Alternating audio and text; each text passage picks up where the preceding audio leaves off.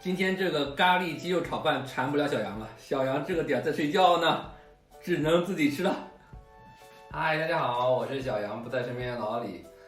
小杨特别喜欢吃咖喱，前段时间呢做了一个咖喱鸡肉饭，大家反响非常好。今天老李又去超市买了鸡胸肉，今天准备来做一个咖喱鸡丝炒饭，大家看一下。咱们先将鸡胸肉切丝。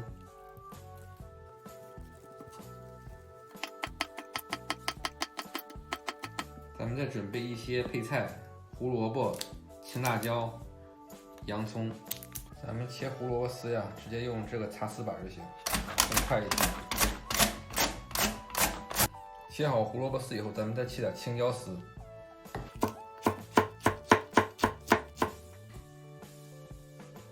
最后啊，咱们再将洋葱切丝。这次咱们还用咖喱粉，这是上次做咖喱鸡肉饭剩下的咖喱粉。咖喱粉还是要配黄油，但是咱们这一次咖喱鸡丝炒饭就不需要用牛奶了。我这次又买的这种香芹黄油，这次咱们用上一半就行。咱们将黄油化开以后烧开，一个碗，咱们将咖喱粉倒到碗中。咱们将刚刚烧开的黄油倒到咖喱粉上，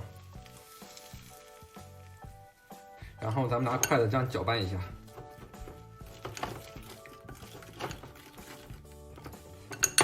咱们将搅拌好的咖喱粉放到旁边备用。咱们再向锅底加一点食用油，油热以后，咱们将洋葱倒进去。洋葱爆香以后，咱们将切好的鸡丝倒进去，然后不断翻炒。将鸡丝炒熟以后，加上咱们刚才调好的咖喱和黄油，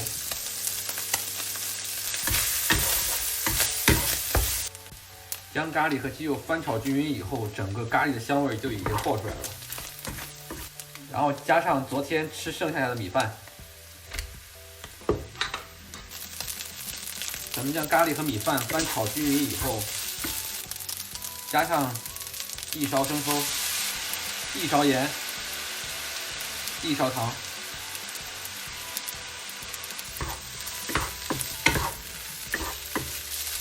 翻炒2下以后，加上咱们准备好的胡萝卜丝和青椒丝。